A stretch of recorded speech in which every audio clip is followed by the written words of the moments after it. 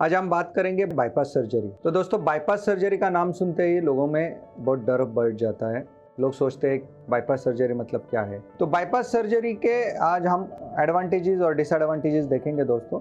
सो bypass surgery दोस्तों एक open heart surgery है। तो उसमें क्या किया जाता है कि जो ब्लॉकेजेस बनते हैं हार्ट में, तो ब्लॉकेजेस मतलब क्या, जो हार्ट को ब्लड सप्लाई करने वाली धमनियां हैं जिसको हम आर्टरीज बोलते हैं, उसमें जब एक कोलेस्ट्रॉल के ब्लॉकेजेस बन जाते हैं जिसमें कोलेस्ट्रॉल जाके जमा हो जाता है, तो वो कचरा है शरीर का, वो जाके उधर अटक जाता है दोस्तों।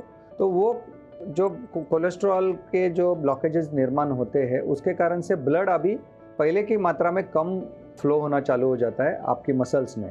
तो मसल को ब्लड सप्लाई जो है, ये आप अगर हार्ट देखेंगे दोस्तों, तो ये हार्ट का ये मसल होता है। अगर इसको हम खोल दे तो आप देख सकते हैं कि ये ऐसे मसल होता है हार्ट का। तो इसके ऊपर ये आर्टरीज होती है।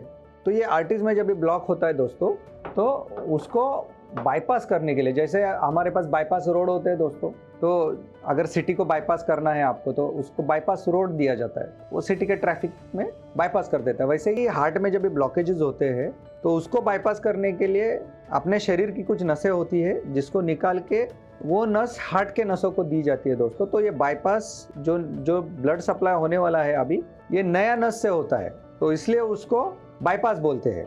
तो ये ब्लॉक को बाईपास कर दिया, नया नस ने ये ब्लॉक को बाईपास कर दिया, इसलिए बाईपास बोलते हैं। तो बाईपास सर्जरी जो है दोस्तों एंजियोप्लास्टी के कंपैरिजन में बहुत ज़्यादा तकलीफ होती है। इसमें कैसे तकलीफ होती है दोस्तों, तो ये ओपन हार्ट सर्जरी है, इसमें जनरल अनेस्थीसिया देना पड़ता है। इसमें पैर की नस निकाली जाती है, हाथ की नस निकाली जाती है। हॉस्पिटल में भी कम से कम 10 दिन तक अपने को रहना पड़ता है दोस्तों, और उसके बाद में 3 से 6 महीने तक काफ़ी दर्द होता है।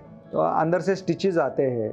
वो स्टिचेस में दोस्तों कभी कभी क्या होता है, कीलॉइड नाम की एक समस्या होती है जिसमें प्लास्टिक सर्जरी के बिना कुछ उसका कर नहीं सकते हैं, ट्रीटमेंट नहीं है उसको कोई।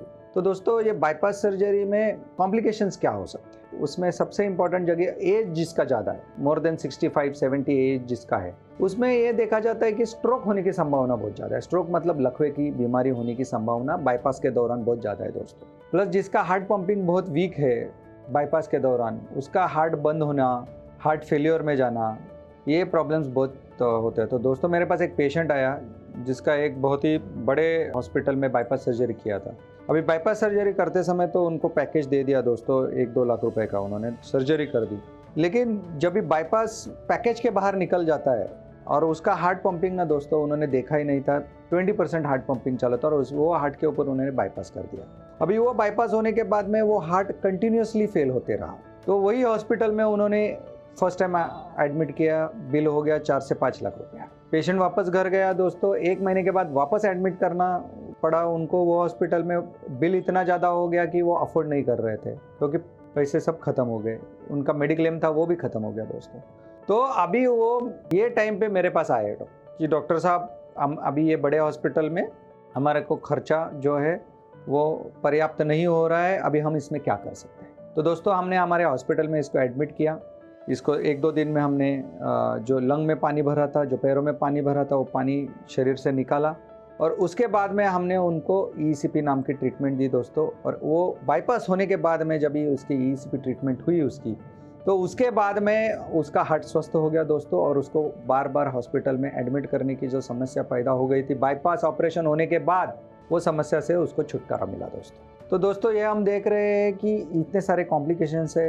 रेयरली ये कॉम्प्लिकेशन भी होता है दोस्तों, जिसका हार्ट पंपिंग वीक है उसकी ऑन टेबल डेथ हो जाती है दोस्तों, या ऑपरेशन होने के बाद उसकी डेथ हो जाती है। तो बाईपास में खतरे बहुत है।